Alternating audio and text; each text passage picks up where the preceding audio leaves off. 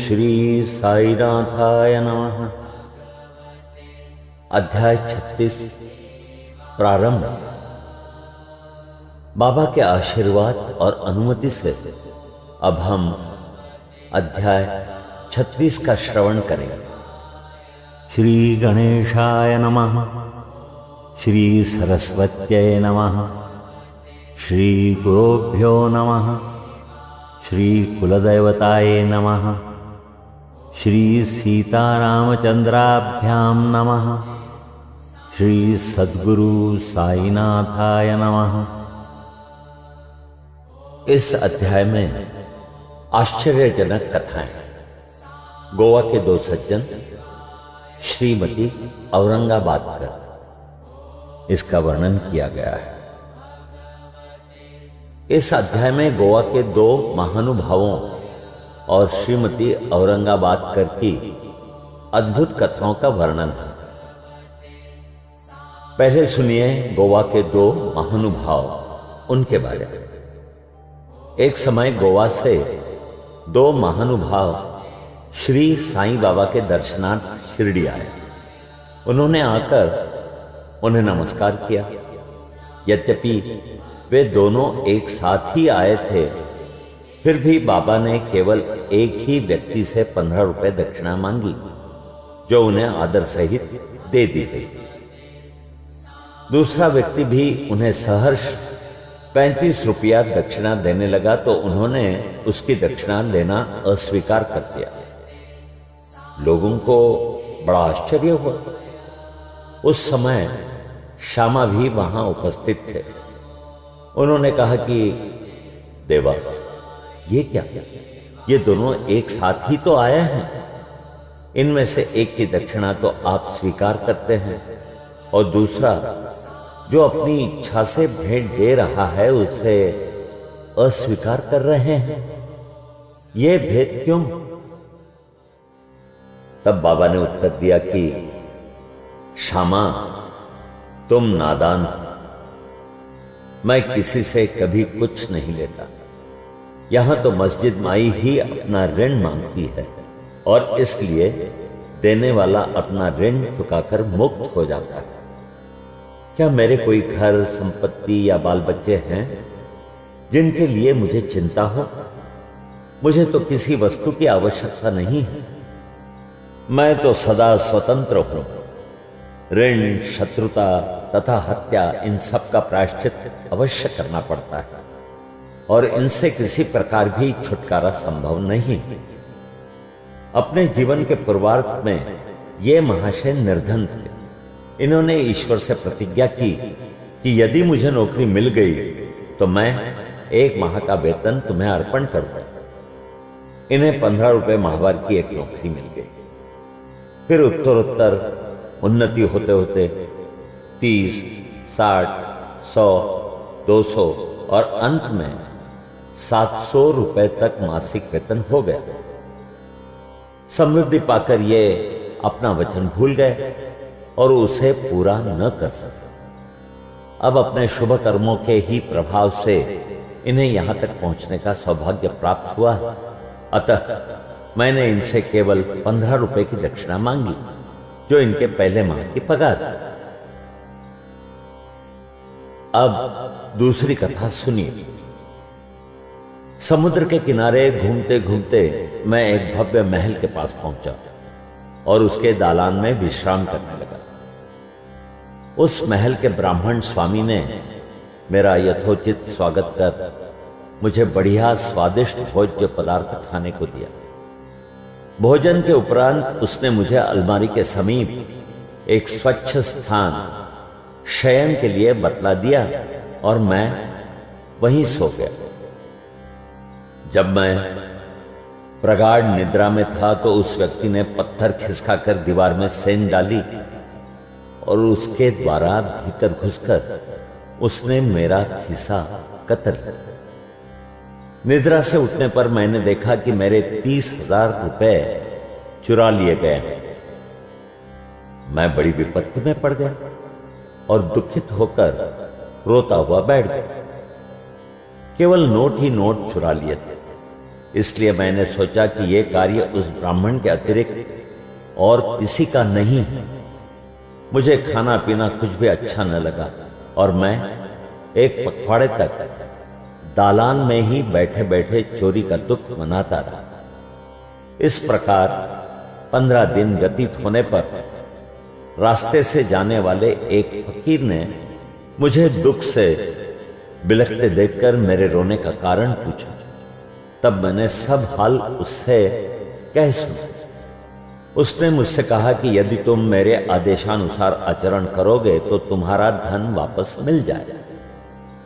मैं एक फकीर का पता तुम्हें बताए देता हूं, तुम उसकी शरण में जाओ और उसकी कृपा से तुम्हें तुम्हारा धन पुनः मिल जाएगा। परंतु जब तक तुम्हें अपना धन वापस नहीं मिलता उस समय तक तुम अपना प्रिय भोजन त्यागो।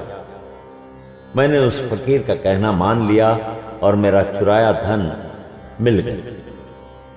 तब मैं समुद्र तट पर आया जहां एक जहाज खड़ा था जो यात्रियों से ठसाठस भर चुका था।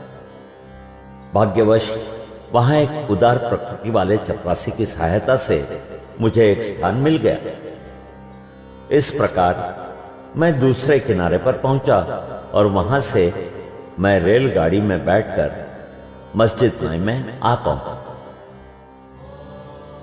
कथा समाप्त होते ही बाबा ने श्यामा से इन अतिथियों को अपने साथ ले जाने और भोजन का प्रबंध करने को कहा। तब श्यामा उन्हें अपने घर लीवा ले गए और उन्हें भोजन कराया।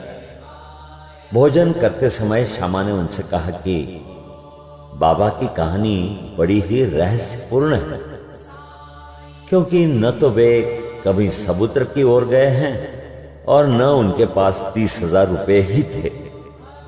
उन्होंने न कहीं भी यात्रा की, न उनकी कोई रकम ही चुराई गई और न वापस आई। फिर श्यामा ने उन लोगों से पूछा कि आप लोगों को कुछ समझ में आया कि इसका अर्थ क्या है? दोनों अतिथियों की घिघिया बन गई और उनकी आंखों से आंसुओं की धारा बहने लगी। उन्होंने रोते रोते कहा, बाबा तो सर्वव्यापी अनंत और परब्रह्म स्वरूप हैं। जो कथा उन्होंने कही है वो बिल्कुल हमारी ही कहानी है और वो मेरे ऊपर बीत चुकी है। यह महान आश्चर्य है कि उन्हें यह सब कैसे ज्ञात हो गया। भोजन के उपरांत हम इसका पूर्ण विवरण आपको सुनाएंगे।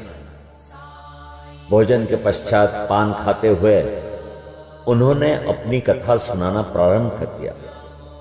उनमें से एक ने कहा, घाट में एक पहाड़ी स्थान पर हमारा निवास स्थान है। मैं अपने जीवन निर्वाह के लिए नौकरी ढूंढने गोवा आया था।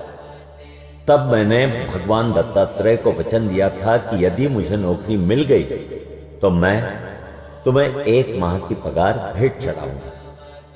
उनकी कृपा से मुझे 15 रुपए मासिक की नौकरी मिल गई और जैसा कि बाबा ने कहा उसी प्रकार मेरी उन्नति हुई।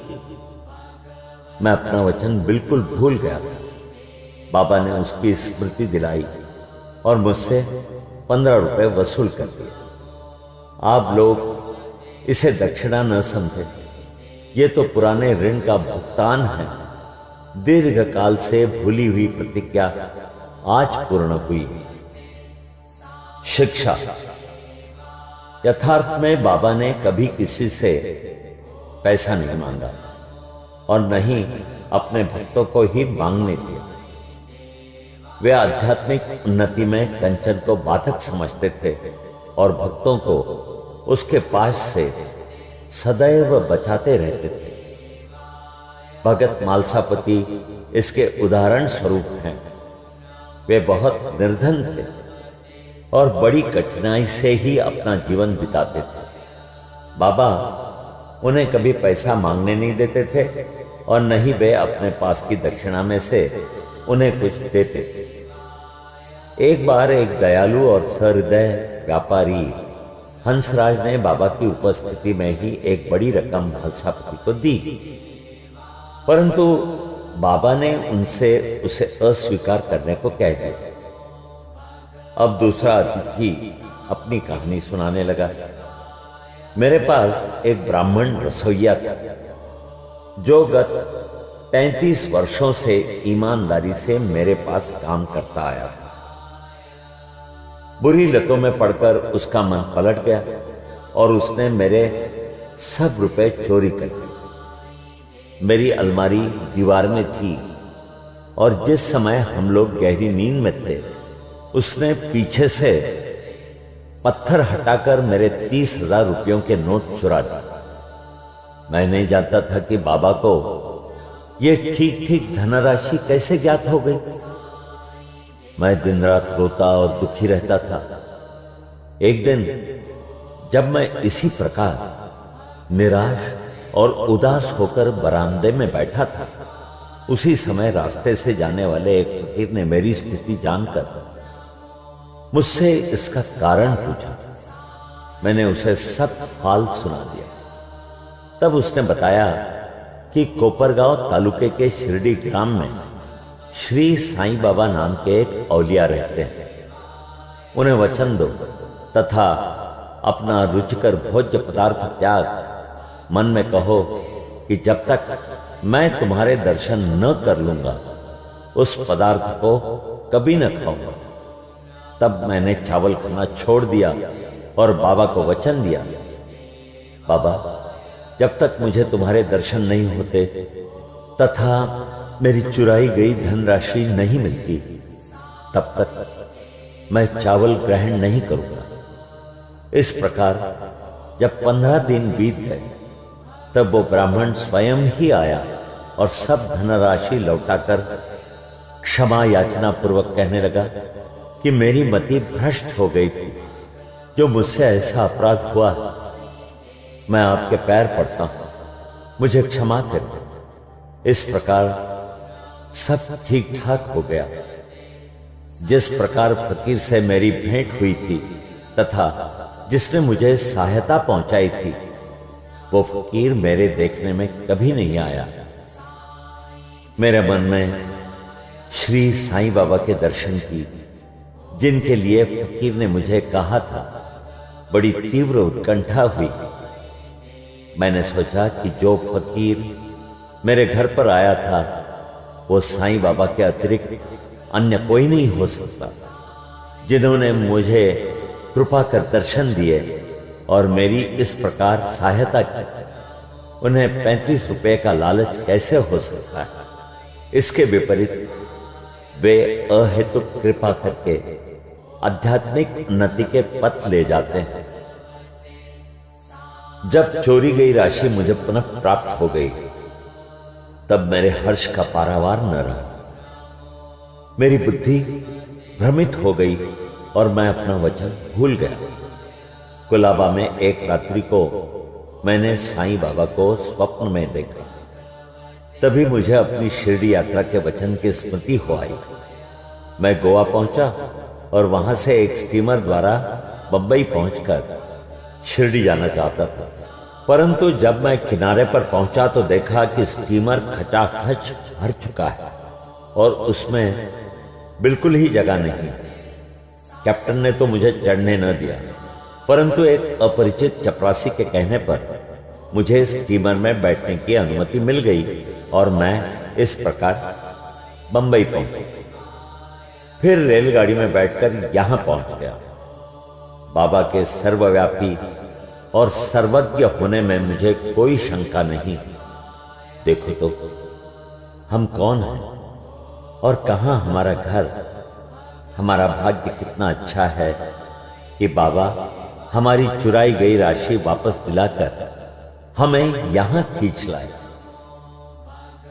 आप शिरडीवासी हम लोगों की अपेक्षा सहस्र गुना श्रेष्ठ और भाग्यशाली हैं, जो बाबा के साथ हंसते खेलते, मधुर भाषण करते और कई वर्षों से उनके समीप रहते हो। या आप लोगों के गत जन्मों के शुभ संस्कारों का ही प्रभाव है जो कि बाबा को यहां खींच लाया है। श्री साई ही हमारे लिए दत्त है। उन्होंने ही हमसे प्रतिज्ञा कराई तथा जहाज में स्थान दिलाया और हमें यहां लाकर अपनी सर्वव्यापकता और सर्वज्ञता का अनुभव कराया। श्रीमती औरंगाबादकर की कहानी सुनिए। सोलापुर के सखाराम औरंगाबादकर की पत्नी 27 वर्ष की अवधि के पश्चात भी निसंतान ही थी। उन्होंने संतान प्राप्ति के निमित्त देवी और देवताओं की बहुत मन्नतें की, परंतु फिर भी मनोकामना सिद्ध न हुई। तब वे सर्वथा निराश होकर अंतिम प्रयत्न करने के विचार से अपने सौतेले पुत्र श्री विश्वनाथ को साथ ले शिरडी आई और वहां बाबा की सेवा करते हुए 2 माह रुकी। जब भी वे मस्जिद जाती तो बाबा को भक्तगणों से घिरी हुई पाती।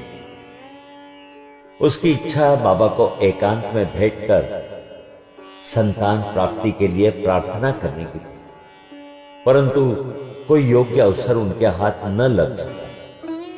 अंत में उन्होंने श्यामा से कहा कि जब बाबा एकांत में हो तो मेरे लिए प्रार्थना कर देना। श्यामा ने कहा कि बाबा का तो खुला दरबार है, फिर भी यदि तुम्हारी ऐसी ही इच्छा है तो मैं अवश्य प्रयत्न करूंगा, परंतु यश देना तो ईश्वर के ही हाथ में है। भोजन के समय तुम आंगन में नारियल और अगरबत्ती लेकर बैठना और जब मैं संकेत करूं तो खड़ी हो जाना। एक दिन भोजन के उपरांत जब श्यामा बाबा के गीले हाथ तौलिए से पोंछ रहे थे, तभी बाबा ने उनके गाल पर चिकोटी काटी। तब श्यामा क्रोधित होकर कहने लगे कि देवा, यह क्या आपके लिए उचित है कि आप इस प्रकार मेरे गाल पर चिकोटी काटे?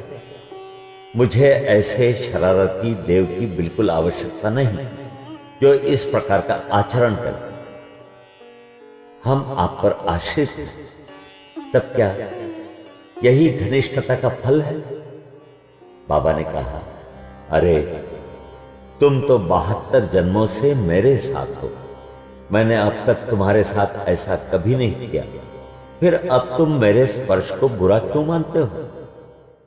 श्यामा बोले कि मुझे तो ऐसा देव चाहिए जो हमें सदा प्यार करे और नित्य नया नया मिष्ठान खाने को दे। मैं तुमसे किसी प्रकार की इच्छा नहीं रखता और न मुझे स्वर्ग आदि ही चाहिए। मेरा तो विश्वास सदैव तुम्हारे चरणों में ही जागृत रहे, यही मेरी अभिलाषा है। तब बाबा बोले कि हां, सचमुच मैं इसलिए यहां आया हूं। मैं सदैव तुम्हारा पालन और उदर पोषण करता आया हूं, इसीलिए मुझे तुमसे अधिक स्नेह है। जब बाबा अपनी गादी पर विराजमान हो गए, तभी श्यामा ने उस स्त्री को संकेत किया। उसने ऊपर आकर बाबा को प्रणाम कर उन्हें नारियल और धूप बत्ती भेंट की। बाबा ने नारियल हिलाकर देखा तो वो सूखा था और बचता था। बाबा ने श्यामा से कहा कि ये तो हिल रहा है, सुनो ये क्या कहता है? तभी श्यामा ने तुरंत कहा कि ये बाई प्रार्थना करती है कि ठीक इसी प्रकार इनके पेट में भी बच्चा गुड़गुड़ करे, इसलिए आशीर्वाद सहित ये नारियल इन्हें लौटा दो। तब फिर बाबा बोले कि क्या नारियल से संतान की उत्पत्ति होती है? लोग कैसे मूर्ख हैं जो इस प्रकार की बातें गढ़ते हैं। श्यामा ने कहा कि मैं आपके वचनों और आशीष की शक्ति से पूर्ण अवगत हूं और आपके एक शब्द मात्र से ही इस बाई को बच्चों का तांता लग जाए। आप तो टाल रहे हैं और आशीर्वाद नहीं दे रहे हैं। इस प्रकार कुछ देर तक वार्तालाप चलता रहा। बाबा बार बार नारियल फोड़ने को कहते थे, परंतु श्यामा बार बार यही हठ पकड़े हुए थे कि बाबा इसे उस बाई को दे दे। अंत में बाबा ने कह दिया कि इसको पुत्र की प्राप्ति होगी। तब श्यामा ने पूछा कि कब तक? बाबा ने उत्तर दिया कि 12 मास। अब नारियल को फोड़कर उसके 2 टुकड़े किए गए। एक भाग तो उन दोनों ने खाया और दूसरा भाग उस स्त्री को दिया। तब श्यामा ने उस बाई से कहा कि प्रिय बहन, तुम मेरे वचनों की साक्षी हो। यदि 12 मास के भीतर तुमको संतान न हुई तो मैं इस देव के सिर पर ही नारियल फोड़कर इसे मस्जिद से निकाल दूंगा, और यदि मैं इसमें असफल रहा तो मैं अपने को माधव नहीं कहूंगा। जो कुछ भी मैं कह रहा हूं इसकी सार्थकता तुम्हें शीघ्र ही विदित हो जाएगी। 1 वर्ष में ही उसे पुत्र रत्न की प्राप्ति हुई, और जब बालक 5 मास का हुआ उसे लेकर वो अपने पति सहित बाबा के चरणों में उपस्थित हुई। पति पत्नी दोनों ने उन्हें प्रणाम किया और कृतज्ञ पिता यानी श्रीमान औरंगाबाद करने 500 रुपए भेंट किए, जो बाबा के घोड़े श्यामकरण के लिए छत बनाने के काम आए। यहां हमारा अध्याय 36 समाप्त होता है। श्री सद्गुरु साईनाथार्पणमस्तु। शुभम भवतु।